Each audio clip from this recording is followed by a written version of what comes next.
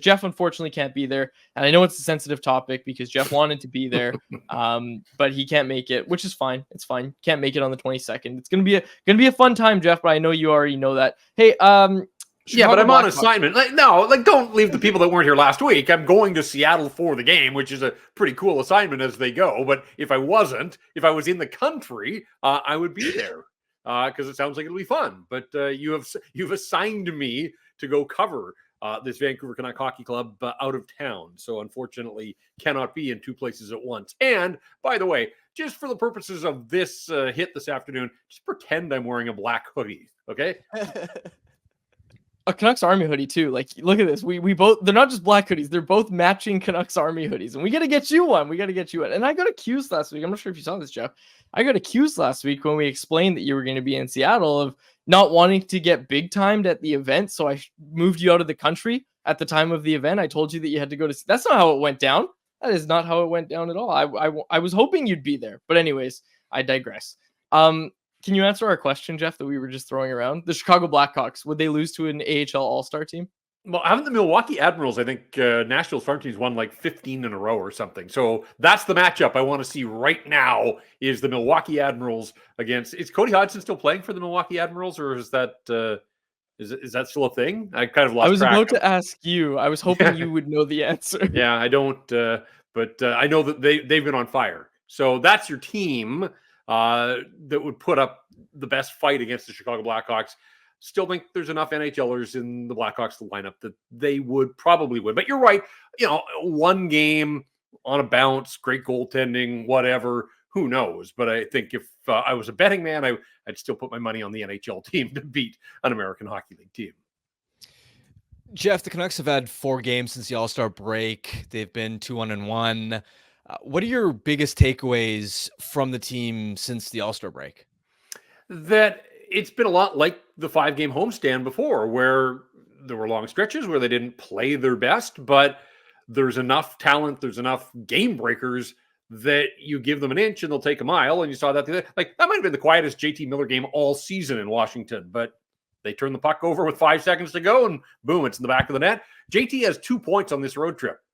They've both broken 2-all ties and turned into the game winner. Like it happened in Carolina in the third period and overtime in Washington. So, yeah, I mean, I would push it back to that homestand and say, really, they're in a 10-game run where they haven't dominated anybody.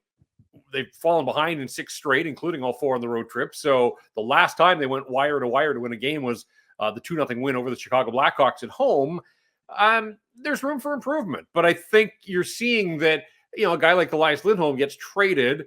He's in the midair from Cabo to Calgary, picks up his belongings, goes to the All-Star game, and then joins his team out on the road. They haven't had many practices because they played 4 in 6 nights right out of the break. So, and they've got another busy week coming up here. I think for Elias Lindholm, it's going to continue to be trying to just find his fit on this team on the fly until they get to the month of March where things settle down and there'll be more practice time. So I think Harm through it all, I just kind of, again, like the homestand where they went 4-0-1 and didn't play their best.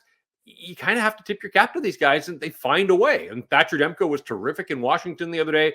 Liked the second period in Detroit. Didn't like the fact that they squandered a 2-goal lead there. The Boston game they flushed, but they've built up enough equity that they're allowed to have a bad game. And I actually thought they played reasonably well early on in the Carolina game. And then we're holding on a little bit in the third period. So I'd like to see them get back to being that team that barnstormed through the New York and New Jersey area, Pittsburgh on the previous road trip. But maybe these are the dog days. Maybe this is integrating a new player into the lineup and they're still trying to find their fit. They had a power play with 3 minutes to go and a 2-all tie the other day in Washington. Would have liked to have seen them put the hammer down there. The power play's gone a little too quiet on the road trip. So there are areas that, not areas of concern, just areas that can be better, and you hope over time will be better. But it is hard to argue. If they get a win tonight, and they should, they're coming home with 7 of a possible 10 points. And if this is another one of these, stretches where they're scuffling, then man, this is what a world we're living in where, 7 out of 10 points somehow is considered a disappointment for the Vancouver Canucks. I'm trying feverishly to figure out what the hell happened to Cody Hodgson. Okay, so he played 2 games for the Admirals. He got 2 penalty minutes, 0 shots on, 1 shot on goal, no points. But his last game was like the end of January, it looks like January 22nd was his last game.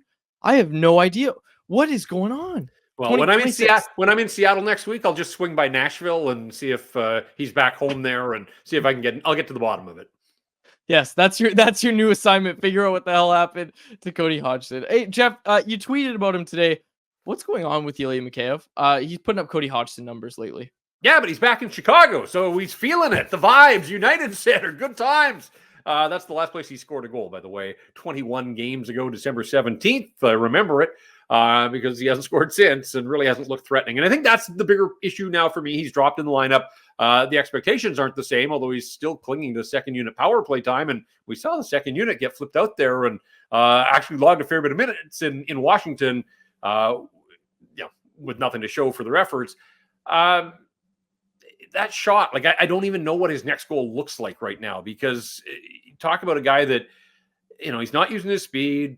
He's not forceful on the forecheck, but in those moments where he's been in shooting positions, the times where he hasn't passed off a shot because he doesn't look confident, the few times he's put pucks on the net, there's just nothing on that shot right now. And so I honestly, I don't know, one of those, maybe it's going to take a puck that hits him and goes in, but yeah, I mean, it's disappointing to see a guy fall that far, sort of that fast. And I think Rick Tocchet eventually realized he had no choice but to move him out of the top six, give Nils Hoglander opportunity. Great to see Nils Hoglander make the most of it. But, look, Mikheyev doesn't hurt you defensively, and so he's going to stay in the lineup. Like, I see people howling for him to come out. I'm fine with him playing ahead of Sam Lafferty right now. But if this team is going to make noise in the playoffs, I mean, they need everybody pulling in the right direction. And you can't say that about Ilya Mikheyev, that there's just no bottom line. There's really no takeaways to his game right now. And it's confusing. Like, it's gone on too long that you would have liked to have thought that, the message would get through and you'd see some sort of uptick in his game, but it's just not there. But again, this is more about the collective, and they're finding ways to win, and they haven't needed his offense. And so if he starts hurting them defensively, that's a different conversation. But if he's parked on the fourth line, I have no real issues with him being in the lineup. But again, this comes back to the fact that right now, fully healthy among their forward group, and Rick Tocchet's got some options, and he's talked about internal competition. And so, Lafferty didn't play the last two games. I don't know if they're going to tinker with a winning lineup or if they're going to come back with the same 12 forwards and Sam Lafferty's going to have to sit again.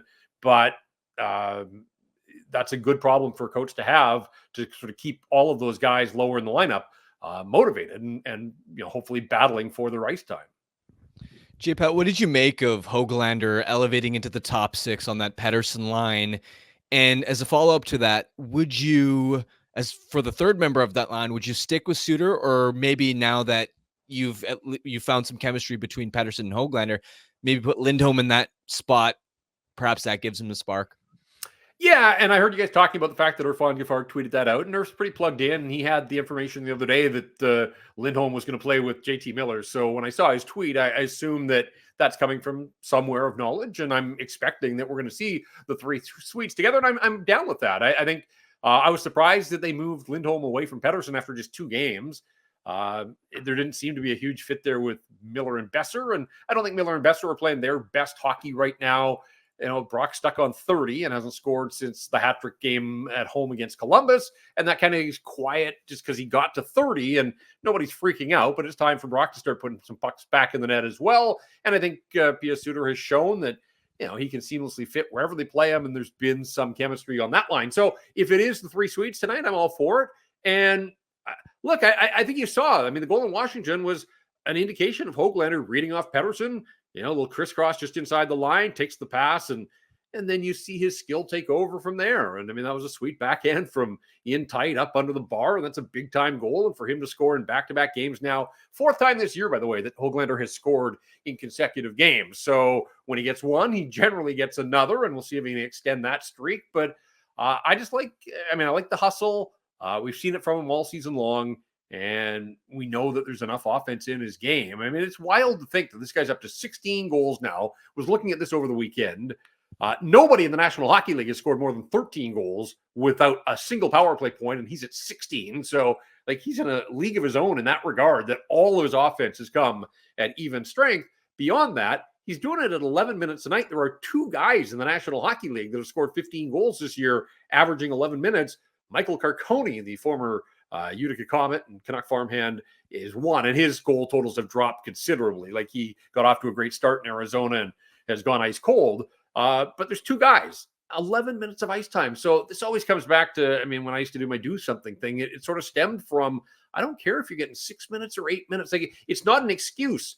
If you're getting 11 minutes of ice time, Nils Hoglander is showing that you can absolutely leave your fingerprints all over a hockey game. And so that's why, like, when a guy like Mikheyev has gone 21 without scoring, and some of these other guys that have gone a little too quiet, like, look at Höglander and be inspired and think, man, like, this guy's doing it.